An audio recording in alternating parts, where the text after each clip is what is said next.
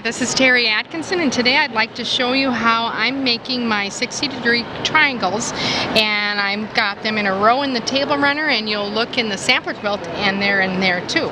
What I like is to have floating points on the end so that it always looks really crisp and nice. So we'll cut some triangles and then we'll cut the side pieces that will go on the end.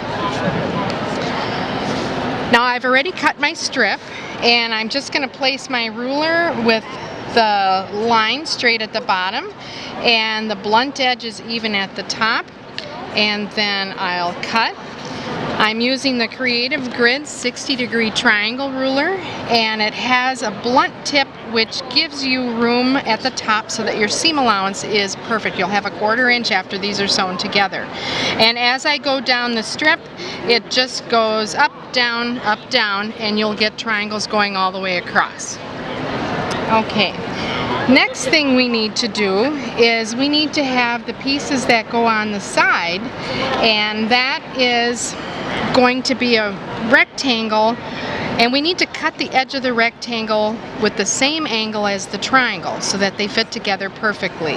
So I've already measured and cut my rectangles, and I have 2 rectangles. Notice they're the same height as a triangle, and I have them wrong sides together, and by doing that I'm going to get a lefty and a righty, and that's what we need, one for each side. Now we're not going to measure anything, we're just using the 60-degree triangle ruler to get the correct angle. So I'm lining up one of the black lines. The Creative Grids has white or black so that you can go with a line that contrasts with your fabric. I'm sliding it over, keeping that line even.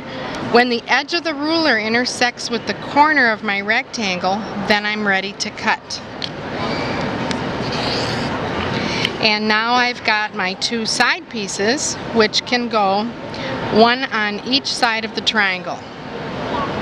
Okay, when it's time to sew these together, it's interesting to me that you have a 1/4 inch dotted line on the ruler, and that is your seam allowance. When you put the first triangle onto your side piece, the 2 edges are going to line up, and down here it's going to cross right at a 1/4 inch, and it's easy to see where it should cross if you just line your 1/4 inch up. You've got your edge there, and right where these cross, the little valley, is where your stitching is going to go. So it's a good way to put your ruler on top and double check that you have your pieces aligned and they haven't stretched out of shape.